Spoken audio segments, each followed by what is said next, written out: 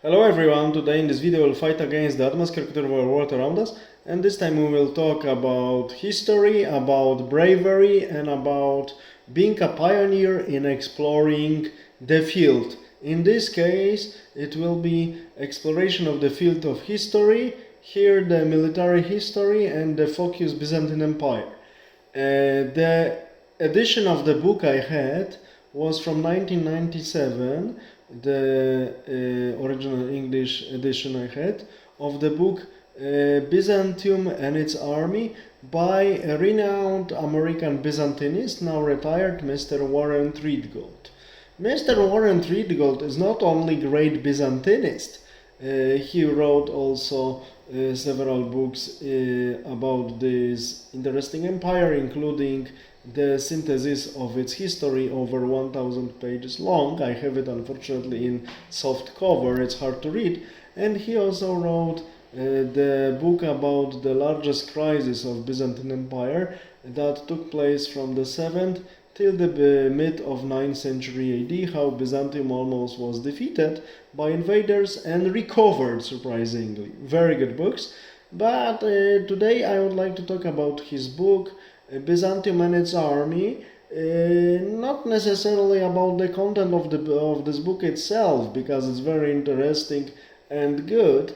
And the only thing we can regret is that Mr. Treadgold finished his story in the year 1081 AD, in which Alexios Komnen just ascended the throne of the Byzantine emperors and started Komnen dynasty.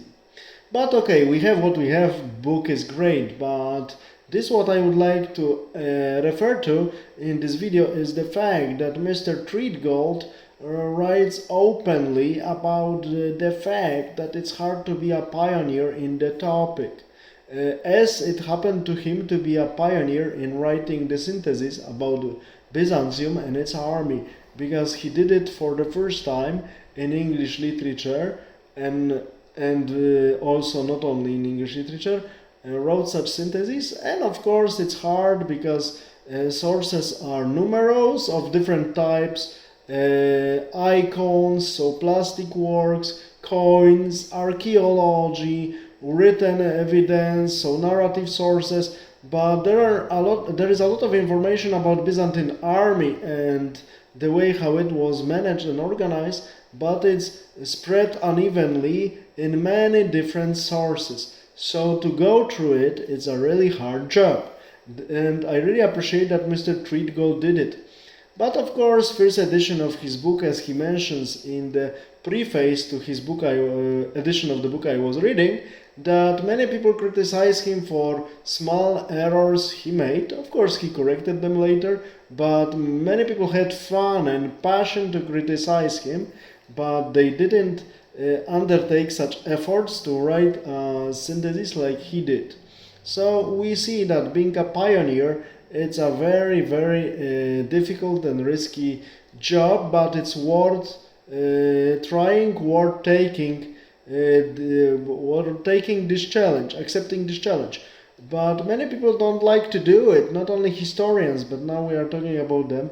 Many of them like to already explore topics and only write a sort of a commentary or write a history of the period that it's heavily exploited and write it according to current political fashion, according to currently existing political correctness. This I don't like.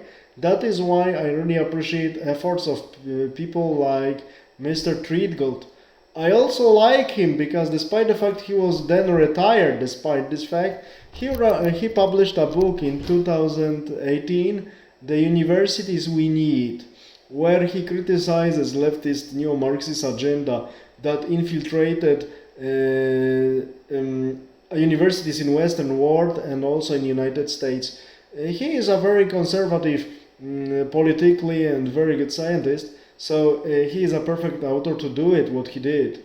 Academician writes critically about the important problems of modern academia. This book, Universities We Need, by Mr. Warren Treadgold, great Byzantinist and academician. It's worth reading, and he is writing beautifully but also openly and clearly about existing ideological neo-Marxist agendas at the university that brainwash people, and he also points at a only career-oriented approach of many of his colleagues who are faculty, for instance, or administrators at the current universities. Really, bravery, it's an example of bravery that should be followed, because I know it's not so easy to criticize openly the environment from which one grew up, and I know how negatively conservative and how easily this community can reject you if you criticize it, or ostracize you even easily, how the committees just composed from your officially colleagues can suddenly turn out to be tribunals of mini North Koreas that decide about your future life with the passion and cruelty of totalitarian regimes. So even if you are retired, sometimes it's not so easy to be honest, because then one is rejected. That is why bravery of Mr. Warren Treadgold, a great academician and brave academician, that he wrote the truth about current academia, has to be prized and mentioned. I recommend you his books. All the best. Have a nice day. Bye.